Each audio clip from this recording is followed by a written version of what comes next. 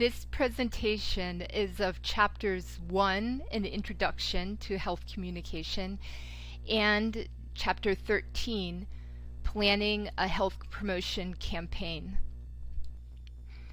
The learning objectives are to define health communication and identify specific instances of health communication, to distinguish between biomedical and biopsychosocial models of health, to identify the benefits of studying health communication, and to describe current issues in healthcare today.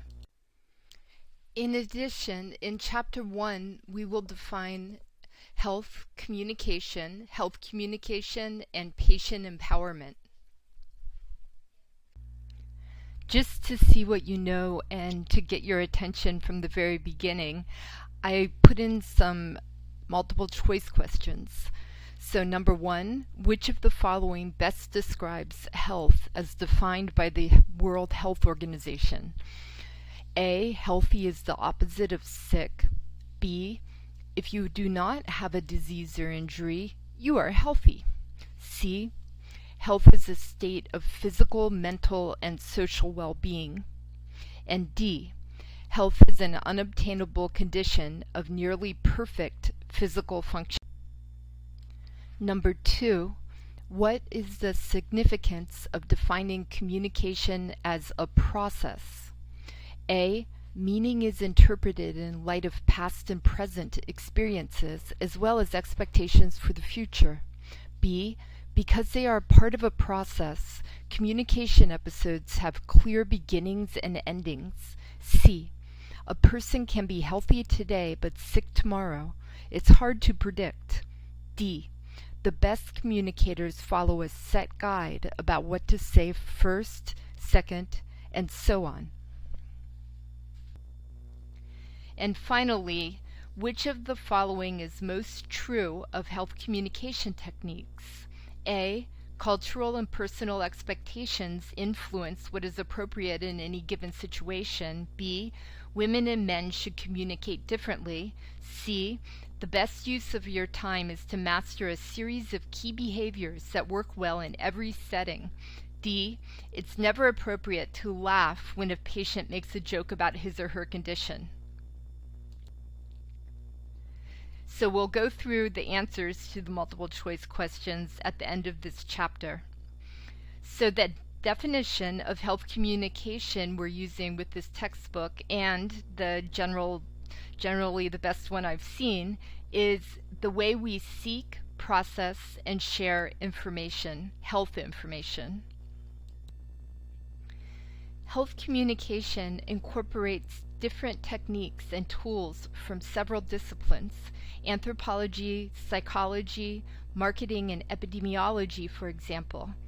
In fact, as the Venn diagram below shows, it's a discipline which brings together social sciences, natural sciences, and the humanities. So while health communication is a blend of disciplines, there are only 2 main branches. And these branches are the interpersonal health communication, which means interactions between individuals in healthcare settings, and public health communication, which means persuasive media campaigns and the study of those campaigns. And so in interpersonal communication, you're really looking at rigorous methods to analyze individuals. And in public health communication, you're looking at rigorous methods to analyze populations and audiences in terms of public health and statistics. The biomedical medical model is the one that we all think of in terms of going to the hospital or getting treatment from a physician. And it's also based on a population and statistics and what's most likely to occur, just as is public health communication research and evidence. So the biomedical model is uses logically analyzed tests and observations and leads to treatment with well-established methods.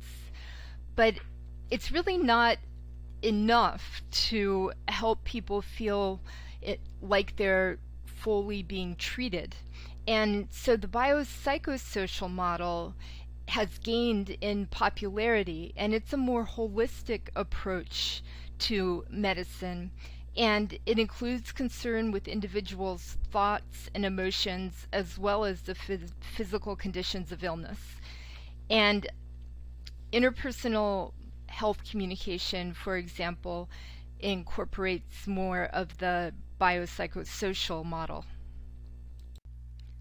Just to see what you know and to get your attention from the very beginning, I put in some multiple choice questions.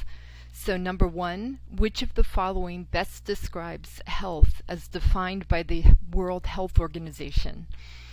A, healthy is the opposite of sick. B, if you do not have a disease or injury, you are healthy. C, health is a state of physical, mental, and social well-being. And D, health is an unobtainable condition of nearly perfect physical function.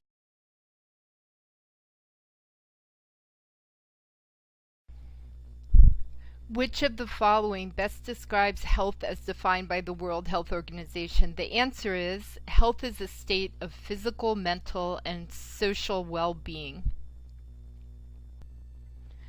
What is the significance of defining communication as a process? Meaning is interpreted in light of past and present experiences as well as expectations for the future. So communication isn't something that just occurs at one time, and the idea of communication as a process is very important, particularly in health communication and the history of health communication, because previously it wasn't understood as a process, and the way that health information was and given and health campaigns were conducted didn't work as well. Which of the following is most true of health communication techniques? Cultural and personal expectations influence what is appropriate in any given situation. Moving on to Chapter 13, Planning Health Promotion Campaigns. Just to see what you know and to get your attention from the very beginning, I put in some multiple choice questions. So number 1, which of the following best describes health as defined by the World Health Organization? A, healthy is the opposite of sick. B, if you do not have a disease or injury, you are healthy. C, health is a state of physical, mental, and social well-being. And D, health is an unobtainable condition of nearly perfect physical function.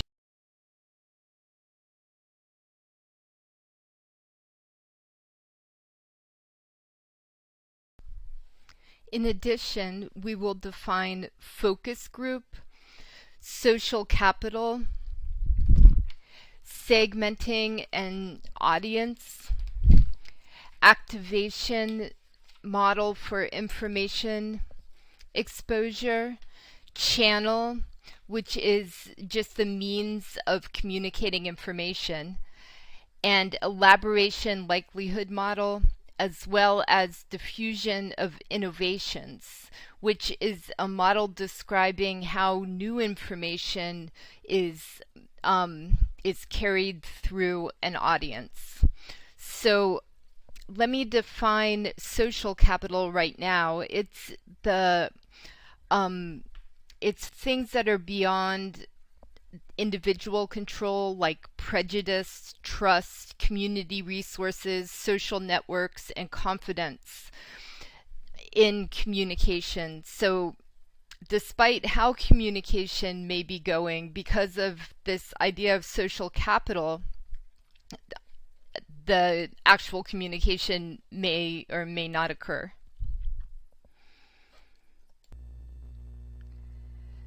So once more, to test your knowledge by taking a shot at these multiple choice questions. 1. Adolescent audiences are typically hard to influence because adolescents typically believe in personal fable. This concept is defined as the belief that they are unlike other people and others do not understand them, A. B, C, or D. 2. One problem with safer sex campaigns is that some people are drawn to risky behaviors. Portraying sex as risky may make it more appealing to blank who like novel and intense experiences. Are these A, hyper-imaginative people, B, stimulus-satiated people, C, electrostatic perceivers, or D, high-sensation seekers? 3. According to our book, all of the following are key principles in designing a public health campaign except A, know your audience, B, take action when words are not enough, C, appeal to as many people as possible in your message, or D, encourage social support for healthy behaviors. As mentioned previously, the history of health communication includes new notions about communication, and there's been a change since health communication started as a field in the 1960s from the idea that you can communicate just by giving out information. So that was the era of information, education, and communication. In other words, IEC. You'll still see this referred to for some campaigns. And then once there were a number of studies done showing that by changing levels of exercise and behaviors such as smoking and salt intake, people could avoid diabetes, heart attacks, many different conditions. And so then that became, in the late 70s, the era of behavior change communication, or BCC. However,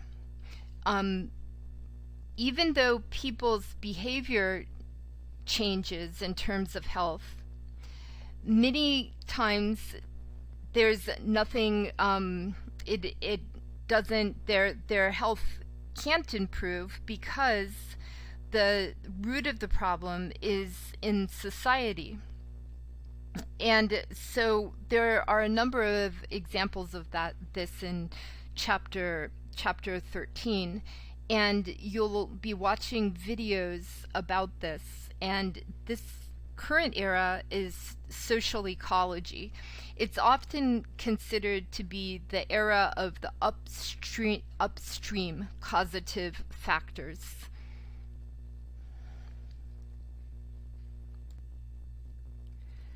So the structures of society influence health. For example, social issues are sometimes more important than individual choices in determining people's health status. And health communication work needs to address issues of social equity, justice, community resources, and the environment. The ecological model of health developed by the Institute of Medicine shows how factors like societal influence and factors other than individual biology and behavior affect health. These are the upstream factors from the individual. And so in addition to societal factors, there are environmental living and working conditions such as global climate change, and which affects health for example, creating more vector-borne diseases. And then there are national and global laws, policies, movements, and emergencies. For example, wars can be pretty bad for people's health. Health communication incorporates different techniques and tools from several disciplines: anthropology, psychology, marketing, and epidemiology, for example. In fact, as the Venn diagram below shows, it's a discipline which brings together social sciences, natural sciences, and the humanities. So while health communication is a blend of disciplines,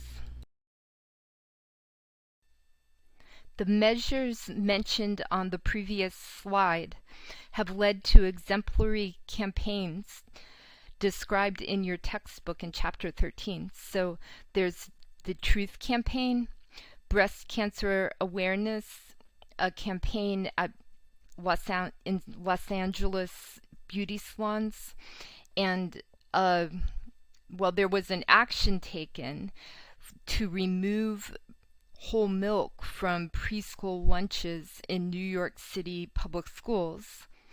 And then there was the Minnesota Heart Health Program and the 90-second intervention. The first steps of a health communication campaign are to define the situation, learn about potential audience members, segment the audience, select channels of communication, and multiple channels are recommended. In addition, we will define focus group, social capital, segmenting an audience, activation model for information exposure, channel, which is just the means of communicating information, and elaboration likelihood model, as well as diffusion of innovations, which is a model describing how new information is carried through an audience. So let me define social capital right now. It's things that are beyond individual control, like prejudice, trust, community resources, social networks, and confidence in communication. So despite how communication may be going, because of this idea of social capital, the actual communication may or may not occur.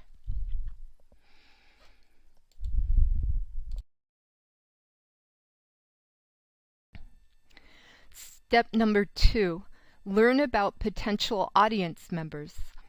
Choosing a target audience. You should find those who do not already have the health information that you're persuading people to learn about, and you should find those who have the health problem in addition. So those are 2 good points for finding an target audience. And then in terms of your data gathering options, in order to find out more about the target audience, you can create an online survey or conduct a focus group depending on your organization. So the knowledge gap hypothesis relates to this selection of people who may not have access to the health information. Persons with plentiful information resources are likely to know more and to continue learning more than people with fewer information resources. New information often increases the knowledge gap rather than diminishing it. In terms of step number 3, segmenting the audience, you should identify groups within your audience who may have similar goals and experiences. So the idea is to stay away from grouping people according to superficial traits and rather Find out what their motivations are and segment the audience according to those factors. For example, there are many adolescents who have personal fables. In other words, they believe that they are unique and have their own individual story. And they have imaginary audiences, so they feel like somebody is always watching them. And then they have psychological reactants. And if they react against people telling them what to do, for example. And then another group is sensation seekers. So you could find out what part of your audience are sensation seekers and then have them as one of the segments. And so the activation model for information exposure indicates that persuasive messages work best when they stimulate an optimal amount of arousal. However, the optimal amount for one person may be boring to another, such as a sensation seeker. The elaboration likelihood model says that we pay more attention to messages about issues in which we're already involved. So finding people who are involved in a particular issue and reaching them through that issue can be helpful in health communication. And then in terms of narrowcasting, which can also be called tailoring, the meaning of this is custom fitting health communication to one person's needs based on information about that individual. So it's often based on constructs such as readiness to change and their health beliefs and their self-efficacy, as well as demographic and personal information. For example, if you go to a doctor's office and when you're leaving, you're given a custom health advice printout, that often will be tailored just to you based on a questionnaire you filled out at the doctor's office. So then there's broadcasting or targeting, which is the older kind of audience identification. So that's focusing on one group that has critical features in common, or using demographic, cultural, or other factors in your communication strategy to reach specific audiences.